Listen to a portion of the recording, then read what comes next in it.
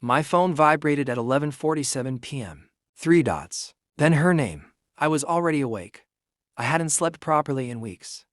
Not since her test started. The message was short, brutally casual. I have someone else now. So maybe we should break up. No apology, no explanation. Just, maybe. I stared at the word like it was a joke I wasn't smart enough to understand. Maybe, after 2 years, after late-night promises, after the loyalty test she put me through fake breakups, jealous traps, silent treatments just to see if I'd fight for her. And now she had someone else. I read it again, slower. I felt something move inside me. Not heartbreak, not anger, something colder.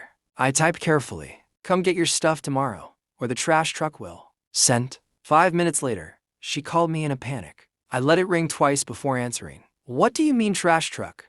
she snapped, voice shaky. "Why are you acting like this?" "Acting?"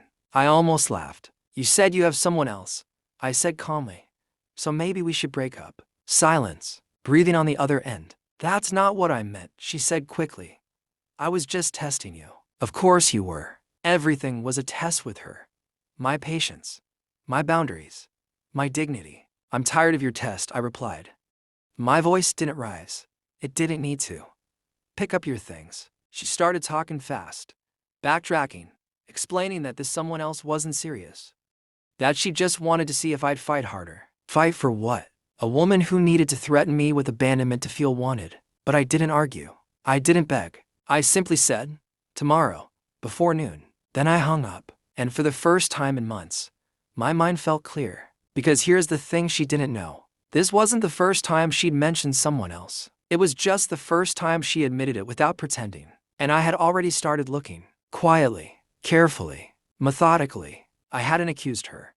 I hadn't checked her phone in front of her. I hadn't created scenes. I just paid attention. And what I found was far worse than a test. The first time she said she was testing me, I believed her. The second time, I noticed patterns. By the third time, I stopped reacting and started observing. She guarded her phone differently. Not in an obvious way. Subtle. Screen tilted away. Notifications silenced.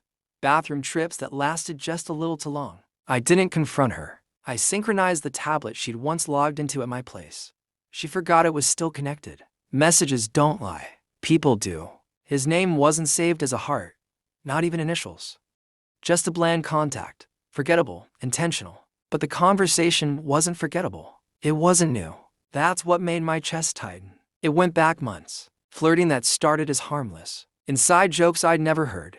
Plans that conveniently aligned with the nights she accused me of being distant. And the best part, she complained about me to him. Sighed I wasn't dominant enough. That she needed someone who would fight for her. While I was at home, cooking dinner for her after 12-hour shifts. I screenshotted everything. Saved it, backed it up, sent it to myself. Not for revenge, for clarity. When she called that night in a panic about the trash truck, I already knew about him. I just wanted to see if she would tell the truth when given the chance. She didn't. The next morning, she arrived at 10:32 a.m. No makeup, oversized hoodie, red eyes, perfectly fragile. She stepped inside slowly, like this was my fault. Her suitcase was by the door. "You're really throwing this away?"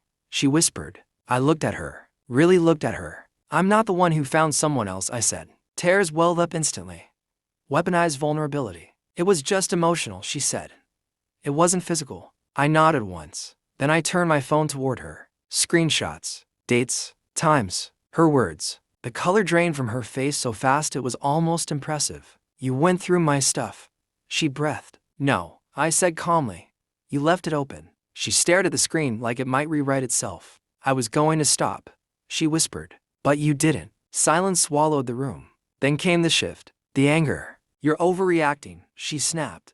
"It was just a test." I almost admired the commitment. I picked up her suitcase and placed it outside the door. "You failed," I said. Her mouth opened, closed. "Are you really ending this over messages?"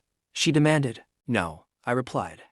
"I'm ending this because I finally stopped trying to pass your exams." That's when she realized. I wasn't fighting. I wasn't raising my voice. I wasn't breaking. I had already left emotionally weeks ago. No slam, just a click. And the moment I stopped proving myself, I realized I had nothing left to lose. Except her. And that wasn't a loss at all.